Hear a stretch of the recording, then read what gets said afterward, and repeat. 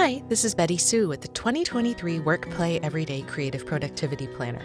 I wanted to give you a quick walkthrough of what we have in store for us this year. All right, first thing to know is that a lot of things are going to stay the same. We're still going to have the sturdy hardcover, we're still going to have this beautiful foil stamp on the cover, and strong wire-o binding. It's going to travel well and go everywhere with you and survive a lot of abuse. But you'll notice that it's much smaller. Remember those 6-ring binders we used to keep our daily planners in? I put a couple pages in here just so you could see how well it would fit in your tote bag or your backpack and travel everywhere with you so much better. We always start with a table of contents. As you can probably guess, this will show you everything that's already in the book. But notice the blank lines where you can make note of your own content so you can easily find it later. For example, in this year's planner, I've got set lists and dress patterns that I drew out, all kinds of stuff. Notes that are going to be relevant to this year and you want to be able to find them easily later. That's a way to track them. There's a bunch of introductory material to tell you how to get the most out of the planner, but of course feel free to use it however you want. I include tools for review, whether it's taking a quick snapshot of where you are and assessing how happy you are in your life right now, or looking back at the last year and seeing what you would like to do the same or differently, also to celebrate things that you accomplished this last year. Throughout the book, there are tools for goal planning and maintenance with a quarterly goal review every 3 months. There are also tools for building rituals, habits, and chores. If you've got ADHD wiring like I do, don't worry. This is actually to make your life less stressful. So if you've gotten distracted by other things and you're just returning to your housekeeping, now you can say, it's Thursday, it's April, this is where I can pick back up. The only section of Work Play Everyday that is not formatted to flip vertically are the year overviews. This is so that you can see a bird's eye view of this year and next year and jot in big blocks of time, whether they're family reunions, work trips, anything that's helpful to see really zoomed out. Most of the book is formatted to flip vertically, and that's to give equal access to left-handers and right-handers. So many books and planners are really only oriented for right-handed people, and I just don't think that's fair. If you're a paper geek like I am, you'll be pleased to know that the 2023 edition will be on the same 80-pound vanilla vellum-finish paper. This means it'll be smooth enough for your sharpest pen and heavy enough for your inkiest pen.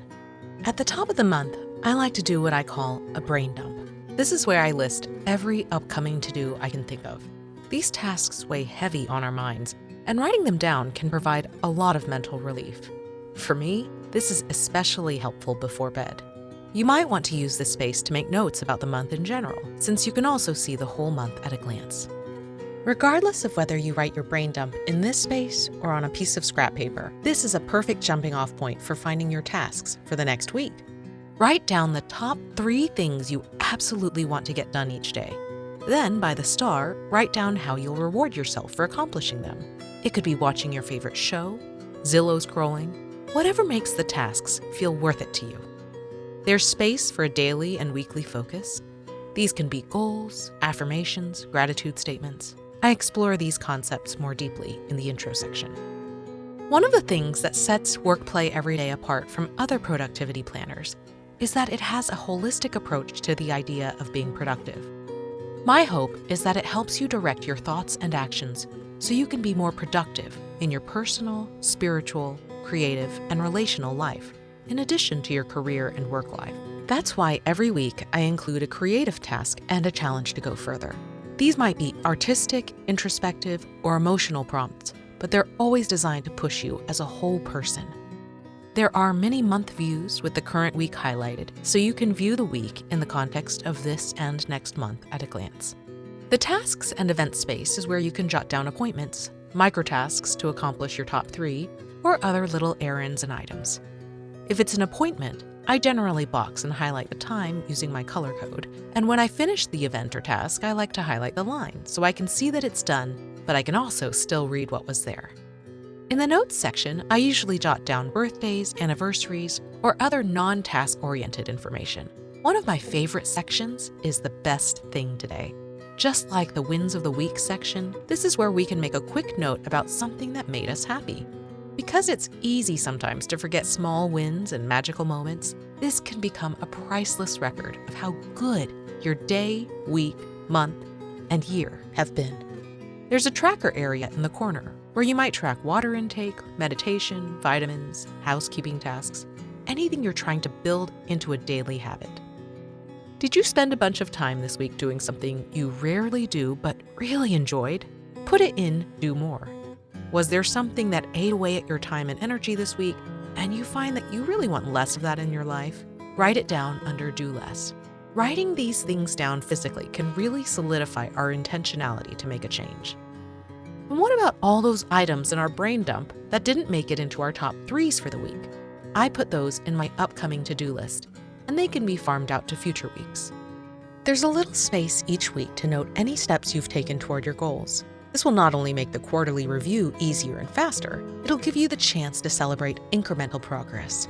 Every month, there's blank space midway through for notes, plans, meetings, etc. Work Play Every Day helps you take a look at the goals you're currently working on, regardless of whether they're relational, financial, career-oriented, or in another category. You can keep up with the status, next steps, and the obstacles to clear. One of the most important gifts I can give you is right here. Drop it.